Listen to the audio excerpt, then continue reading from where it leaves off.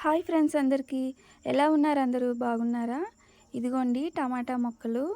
ఇంతకుముందు ఈ టమాటా మొక్కలకి పువ్వు వచ్చినప్పుడు మీకు చూపించాను కదా! ఇప్పుడైతే టమాటా కాయలైతే కాసాయండి. ఇలా గుత్తు గుత్తులుగా చాలా టమాటా కాయలైతే కాసాయి. వీటిని నేను మార్కెట్‌కి వెళ్ళినప్పుడు రైతుల దగ్గర నారు తీసుకున్నానండి. టమాటా నారు, పచ్చిమిర్చి నారు, అలాగే వంకాయ నారు తీసుకున్నాననమాట. 3 నెలల క్రితం నేను వీటిని నాటితే ఇప్పటికి ఇలా రిజల్ట్ అయితే వచ్చినాయండి. ఈ హైట్ మొక్కలైతే పెరిగాయి. ఇదిగోండి పచ్చిమిర్చి కూడా బాగా కాసాయనమాట. మొక్క నిండా పచ్చిమిర్చి ఉన్నాయి. అలాగే వంకాయలు కూడా వేశాను కదండీ! అవి కూడా చిన్నగా వంకాయలైతే స్టార్ట్ అయినాయి. చాలా వంకాయ పువ్వులు కూడా వచ్చాయి. ఏదేమైనా బయట ఎన్ని కాయగూరలు కొన్నా గానీ, మనం ఇలా సొంతంగా పండించుకున్నప్పుడు మనకి చాలా హ్యాపీగా అనిపిస్తుందండి. నాకైతే చాలా హ్యాపీగా అనిపించింది. ఇదిగోండి వంకాయ. ఇది నల్ల వంకాయ అండి. స్టార్ట్ అయినాయి ఇప్పుడే.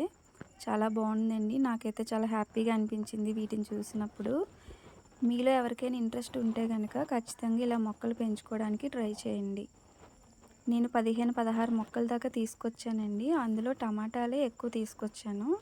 ఇదిగోండి ఇలా అయితే కాసాయి. ఈ హైట్ మొక్కలైతే అయ్యాయన్నమాట. ఇదిగోండి ఇక్కడ టమాటా కాయ ఉంది.